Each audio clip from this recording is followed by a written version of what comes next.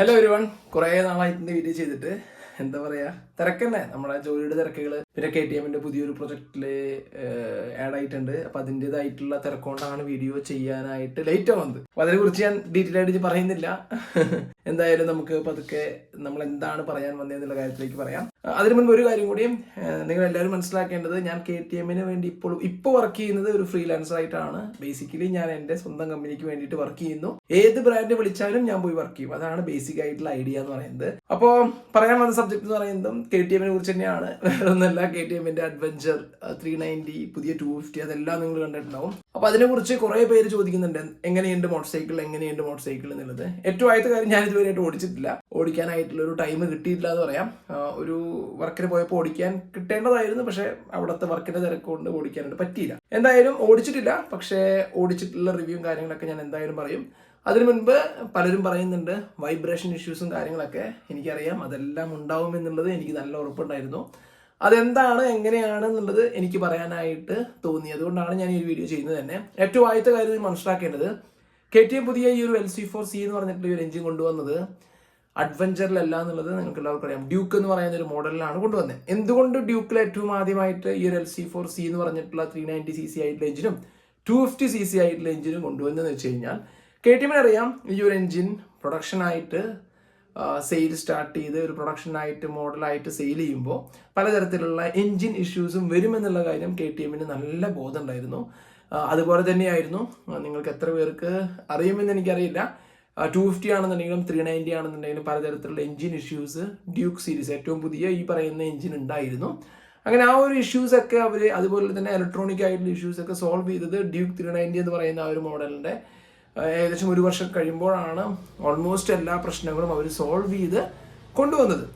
അതിനുശേഷം ഒരു പുതിയ ഒരു എൻജിൻ അവർ ഏറ്റവും ആദ്യമായിട്ട് ഒരു അഡ്വഞ്ചറിൽ കൊടുക്കുകയായിരുന്നെങ്കിൽ, എന്ന് വെച്ചിട്ടുണ്ടെങ്കിൽ ഏറ്റവും ആദ്യം അഡ്വഞ്ചർ 390 എന്ന് പറഞ്ഞിട്ടുള്ള ഈ പുതിയ 399cc ആയിട്ടുള്ള എൻജിൻ കൊണ്ടുവരികയായിരുന്നെങ്കിൽ ഉറപ്പായിട്ടും KTMന് അറിയാം വലിയൊരു ബാഡ് നെയിം KTMന് ഉണ്ടായിരിക്കും.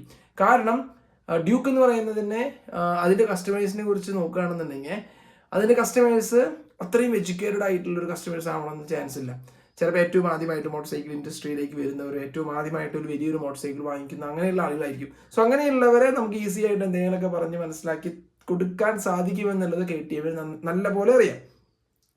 വളരെ വിരലിലുണ്ടാവുന്ന കുറച്ച് എക്സ്പീരിയൻസ് ആയിട്ടുള്ള ഡ്യൂക്ക് 390 അല്ലെങ്കിൽ ഡ്യൂക്ക് 250 കസ്റ്റമേഴ്സ് ഉണ്ടായിരിക്കുള്ളൂ എന്നുള്ള വിശ്വാസത്തിലാണ് ഏറ്റവും ആദ്യം ഡ്യൂക്ക് എന്ന് പറയുന്ന ഒരു മോട്ടോർ സൈക്കിളിൽ ഈ ഒരു പുതിയ എഞ്ചിൻ കൊടുത്ത് പരീക്ഷിക്കാനായിട്ട് KTM ശ്രദ്ധ കൊടുത്തത്.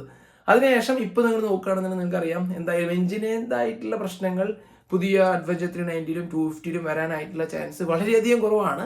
പിന്നെ വരാൻ ചാൻസ് ഉള്ളത് നമുക്കറിയാം, അത് ആ ഒരു മോട്ടോർ സൈക്കിളിൻ്റെ എർഗണോമിക്സ്, അതുപോലെ തന്നെ NVH എന്ന് പറയും, നോയ്സ് വൈബ്രേഷൻ ഹാർനസ്, അങ്ങനെയുള്ള കാര്യങ്ങളായിരിക്കും. അതെന്തുകൊണ്ടാണെന്ന് വെച്ചിട്ടുണ്ടെങ്കിൽ, ഒരു നേക്കഡ് മോട്ടോർ സൈക്കിളിൻ്റെ ജോമെട്രി എന്ന് പറയുന്നതും ഒരു അഡ്വഞ്ചർ മോട്ടോർ സൈക്കിളിൻ്റെ ജോമെട്രി എന്ന് പറയുന്നതും എൻറ്റയർലി ഡിഫറെൻ്റ് ആണ്. അപ്പോൾ ആ പറയുന്ന കാര്യങ്ങൾ ഇനി വേണം KTMന് പതുക്കെ സോൾവ് ചെയ്യാനായിട്ട്. ഉറപ്പായിട്ടും ഈ പറയുന്ന വൈബ്രേഷൻ ഇഷ്യൂസും കാര്യങ്ങളൊക്കെ സോൾവ് ആവുമെന്നുള്ളത് ഉറപ്പാണ്, പക്ഷേ അതിന് ടൈം എടുക്കും. അതാണ് എനിക്ക് പറയാനായിട്ടുള്ള കാര്യങ്ങൾ. അപ്പോൾ എന്തുകൊണ്ട് ഏറ്റവും ആദ്യം ഡ്യൂക്ക് 390 എന്ന് പറയുന്ന മോട്ടോർ സൈക്കിളിൽ പുതിയ ഈ ഒരു 399cc ആയിട്ട് എഞ്ചിൻ കൊണ്ടുവന്നു, അതുപോലെ തന്നെ അഡ്വഞ്ചറിൽ എന്തുകൊണ്ട് ഏറ്റവും ആദ്യം കൊണ്ടുവന്നില്ല എന്നുള്ള കാര്യങ്ങൾ പറയാൻ വേണ്ടിയിട്ടാണ് മെയിനായിട്ട് ഞാൻ വീഡിയോ ചെയ്തത് തന്നെ. അപ്പോൾ നിങ്ങൾക്ക് മനസ്സിലായിട്ടുണ്ടാവും, അഡ്വഞ്ചറിൽ കൊണ്ടുവരികയാണെന്നുണ്ടെങ്കിൽ ഏറ്റവും ആദ്യം തന്നെ ഈ പറയുന്ന എഞ്ചിൻ ആണെങ്കിലും മോഡലാണെന്നുണ്ടെങ്കിലും കുറേ തരത്തിലുള്ള നെഗറ്റീവ് ആയിട്ടുള്ള റിപ്പോർട്ട്സും കാര്യങ്ങളും അവർക്ക് കിട്ടുമെന്നുള്ള കാര്യം ഉറപ്പായിരുന്നു. അപ്പോൾ അതാണ് ഏറ്റവും ആദ്യം ഈ ഒരു പുതിയ എഞ്ചിനെ കുറിച്ച് പറയാനുള്ളത്. രണ്ടാമത്തെ കാര്യം എന്ന് പറയുന്നത് ഇതല്ല. രണ്ടാമത്തെ കാര്യം KTMന് വരാൻ പോകുന്ന ഒരു പണിയെക്കുറിച്ചാണ്. ആ ഒരു പണി എന്ന് പറയുന്നത് വേറെ ആരുമല്ല, CF മോട്ടോ എന്ന് പറയുന്ന കമ്പനിയാണ്. കുറച്ച് നാൾക്ക് മുൻപ് ഇന്ത്യയിലുള്ള കുറേ ജേർണലിസ്റ്റുകളെ CF മോട്ടോൻ്റെ ഒരു ഇന്റർനാഷണൽ ലോഞ്ചിന് വിളിച്ചിട്ടുണ്ടായിരുന്നു. ആ ഒരു ഇന്റർനാഷണൽ ലോഞ്ചിന് ഇന്ത്യയിലുള്ള ജേർണലിസ്റ്റുകളെ വിളിക്കാനായിട്ടുള്ള ഒരു കാരണം എന്ന് പറയുന്നത് CF മോട്ടോൻ്റെ ഒരു രണ്ടാം വരവ്, അത് ഉറപ്പാണ്. ആ ഒരു രണ്ടാം വരവിന് KTMന് എന്തായാലും പണി ഉണ്ടായിരിക്കും. KTM മാത്രമല്ല, പല മാനുഫാക്ചേഴ്സും നല്ല പോലെ പണി കൊടുക്കും. CF മോട്ടോ എന്ന് പറയുന്നത് നമുക്കറിയാം KTMന്റെ പാർട്ണർഷിപ്പും കാര്യങ്ങളൊക്കെ ഉള്ള ഒരു കമ്പനി തന്നെയാണ്. പക്ഷേ CF മോട്ടോ ഇപ്പോൾ അവർ കോൺസെൻട്രേറ്റ് ചെയ്തിരിക്കുന്നത് മോട്ടോർ സ്പോർട്സ് എന്ന് പറയുന്ന ഒരു ഫീൽഡിലാണ്. മോട്ടോർ സ്പോർട്സ് പറയുകയാണെന്നുണ്ടെങ്കിൽ Moto3 എന്ന് പറയുന്നതിൽ ചാമ്പ്യൻഷിപ്പ് അടിച്ചൊരു കമ്പനിയാണ്. അതും പോരാഞ്ഞിട്ട് അവർ കുറച്ചുകൂടി ബെറ്റർ ആയിട്ടുള്ള ക്വാളിറ്റി ആയിട്ടുള്ള പ്രൊഡക്റ്റ് കൊണ്ടുവരാനായിട്ട് ശ്രമിക്കുന്നുണ്ട്. നമുക്കറിയാം CF മോട്ടോൻ്റെ MT450 എന്ന് പറയുന്ന അഡ്വഞ്ചർ മോട്ടോർ സൈക്കിള് കുറേ പേര് നോട്ടം ഇട്ടിട്ടുള്ളൊരു മോഡലായിരുന്നു.